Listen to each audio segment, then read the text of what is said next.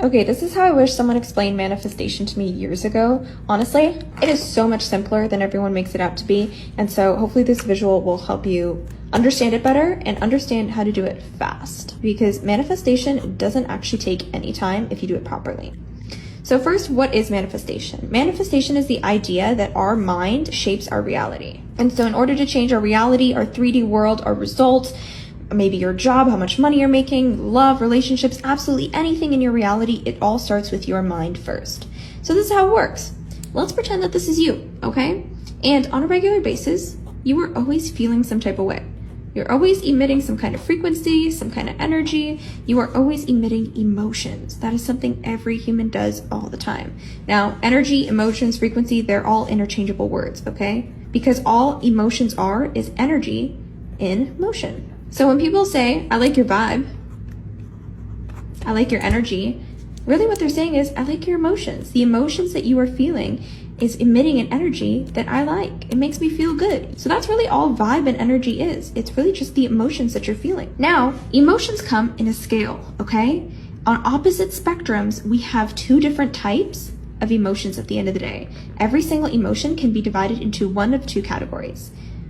Category one is high vibes, high emotions, and high frequencies. These are good.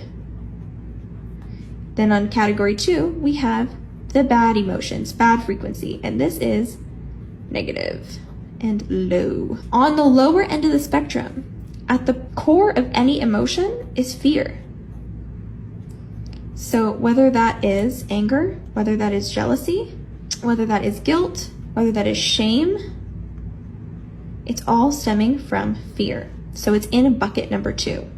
Now on the other end of the spectrum, we have emotions that are rooted in love.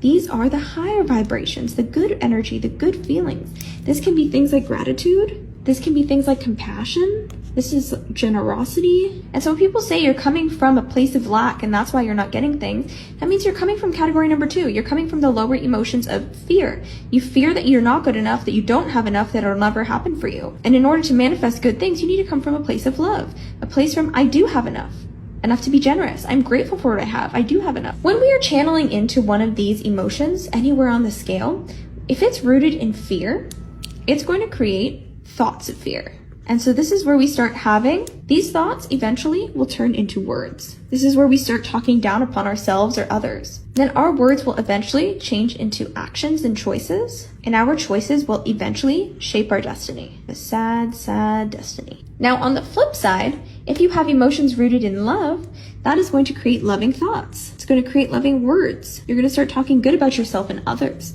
It's going to create loving actions, and it's going to create that of a very happy and loving destiny. So as you can see, we always have more than one destiny available to us. We have our higher version of ourselves that chooses love over fear, and then we have the lower version of ourselves that chooses fear instead of love. And so if we want to change our destiny, we have to break the cycle. And this is where most people mess up, okay? This is why most people can't manifest quickly. They can't manifest fast. Is because they mess up this cycle. It's a cycle like this. We have a good destiny, brings good feelings, good thoughts, good words, good actions, and we fall into a loop. But if we are in a negative loop and we want to create a good loop to start creating a good destiny, most people, they start with their actions first. So they're like, I'm going to eat healthy. I'm going to go to the gym more. I'm going to dress up. I'm going to buy this outfit and wear this makeup. And they try to take actions to affect their destiny, which yes, your actions can directly affect your destiny. True. But if you haven't addressed your feelings will then interrupt your actions and create a blockage.